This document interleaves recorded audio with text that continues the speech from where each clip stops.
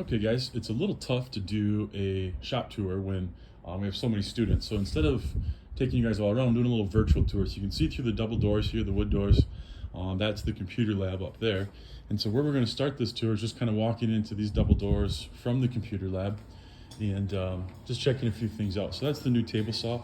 One thing I want to show you guys on this table saw is, as of right now, all the power is off to it, okay? And so this is in the off position. When we flip that up, this is that very safe table saw, and so it has to run through basically a cycle. And right now it's checking to make sure the brake cartridge is good, doing all the safety inspection things. And in a minute, that red light will stop blinking. There we go. And so when it's just green, it means it's good to go. And when you want to turn it on to make the blade run, all you do is pull out on that, run in, push that in, and this will blink until the blade totally stops.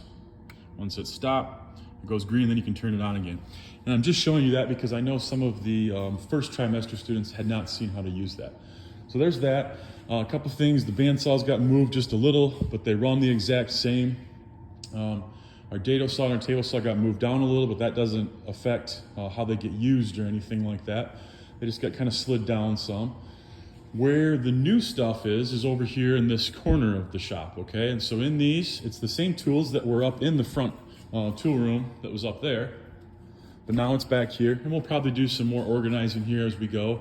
But that's where you might find sanders, maybe some saws if you need them from different kinds of saws, things like that. So you're welcome to get into that whenever you need something, our power tools. Over here, we have our fastener storage. And so in this, we have all of our different screws, and it starts up there with drywall screws. So again, this is what a drywall screw looks like with that tapered head. Shows you what kind of driver you need, what it looks like. Go down a little bit, and we see here, for like the Craig jig, we have washer head screws, all right? And what kind of head you need for those, and then a whole bunch of miscellaneous other things if you need any kind of fastener. And then over to these steps up here, we moved all the stuff from our back tool room to up here. And so as we go up these steps, over here we have all of our bits, Phillips, quick change adapters, slotted, square, hex, Allen, Torx I think is being used right now. It usually goes there. And we got some other stuff there like our long drives, things along that line. But up here you have stuff that you'll be using much more regularly. Our squares in this trough are all the tape measures, some bigger squares, chisels, and then our hammers are up here. All of our rechargeable batteries for the whole bunch of drills that we now have up here. And I'll probably be adding some more things. I think over here we're putting batteries that have been charged. Just for now, we may find a different spot for them, but this is going to be close to where they are. And so if you need any of this stuff, hammers, drills, tape measures, it is all up here on this raised platform. And now let's take a little walk. And again, things are going to be changing as I get more organized, but this is the stuff that's changed so far. And so I kind of wanted to just fill you in. In case you didn't remember, that's where all of our clamps are, whether it's a strap clamp or a long bar clamp or one of our wooden hand screw clamps. Brooms, brushes, dustpans still in the same spot. And then this room, which used to be the tool room, kind of back up so you can see here. What used to be the tool room has now become our cutoffs room. All right, so pieces that started out as a big board or a big piece of plywood have then gotten, now get placed up here.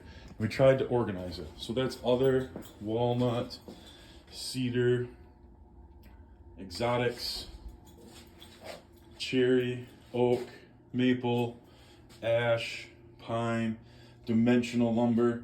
And then we've got some small stuff up there that's good for like cutting boards or stakes or whatever you got to make up there. Long pieces of scrap plywood.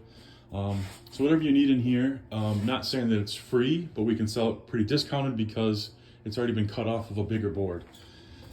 And that's really the big changes, okay? And so that's if you need small pieces of anything.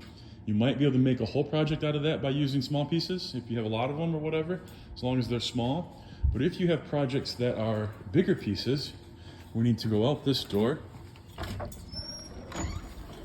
and then take a right And all the way at the end of this hall is our kind of lumber storage room, our wood room. We walk down here, and this is where we keep, it's a mess right now, we gotta organize it at some point, but I don't wanna take any more time away from you guys working. This is where we have the bigger, longer boards. Or if I buy material, this is where I'm gonna bring it down to and store it. But if you have any hardwood, if you need a big piece of wood, like the flip top box calls for 45 by 5. That might be hard to find in the cutoffs room. So you come down here and you can look through any of these boards and look for something that's at least 45 by 5 for that project or whatever project you're doing. And then you can bring that down, cut off what you need. As long as it's still a pretty big piece, over 4 feet, we bring it back down to this room. Okay, and so we have our different woods. It's not very organized right now, so you'll have to use your lumber identification skills. But this is where this room is. So that's where the big pieces of lumber are stored. All right.